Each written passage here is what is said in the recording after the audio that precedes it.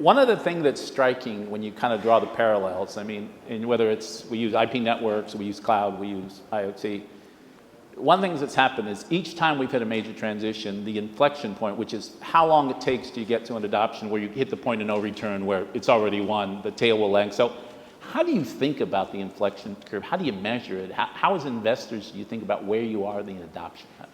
And I think technologies come in sort of two varieties, those that are really truly disruptive and those that are iterative, you know, faster, better, cheaper versus sort of brave new world.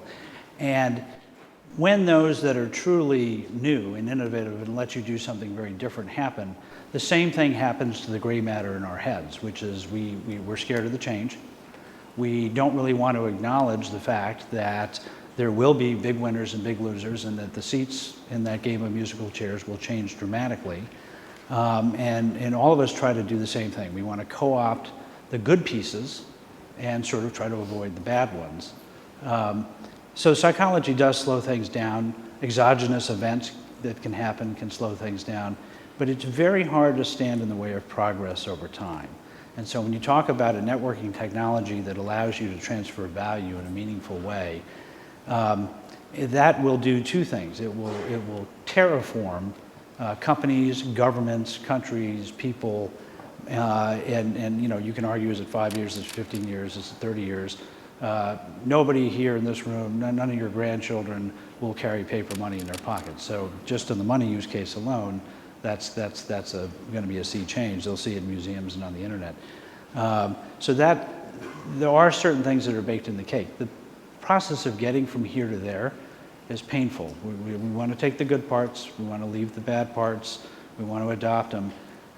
But don't forget, all networks are by definition one thing more than anything else. Deflationary, highly deflationary, and new winners and losers get chosen. Do you think the 3 or 4 years is right? And do you think there are any events that could cause, you know, sort of that to move faster? I was listening to the other speakers earlier today, and you know, it's kind of like the assumption is the way the financial system works today, kind of gets locked down, and then we build new systems to make this system better. But I mean, look at the financial system today, and look at the real innovation, in some cases disruption happening across, you know, on the capital formation side, around the way that businesses get funded, the way that loans get underwritten and get marketed and sold, the way that investing decisions get made through robo-advisors. And 10 years from now, the entire financial system will have evolved again. And you know, there's a saying, when all you have is a hammer, everything looks like a nail. And what we're seeing out there are entrepreneurs who, frankly, oftentimes have this utopian view of society that will never exist.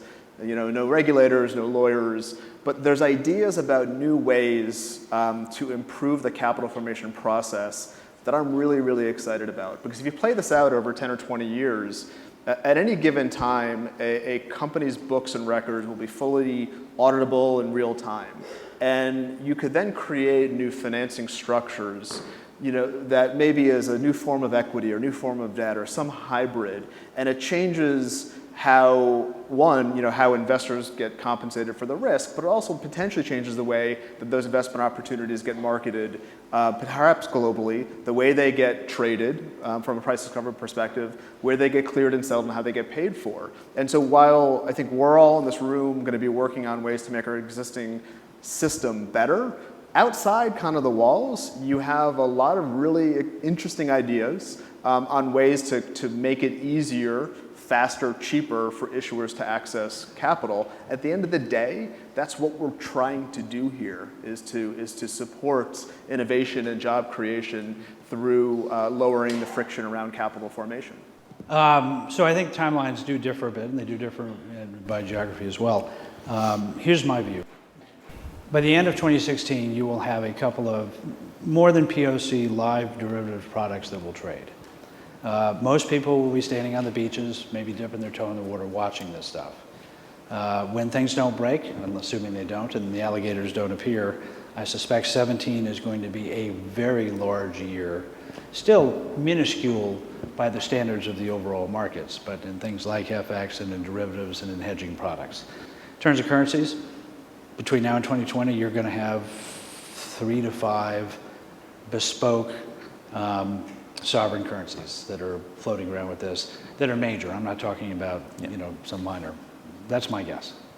And then our robotic overlords arrive and it doesn't matter anymore. Yeah. I think the tendency to be, say, dismissive of a pilot with a few banks, or dismissive of an institution announcing they're going to go work on something, is at the peril of the competitors of that institution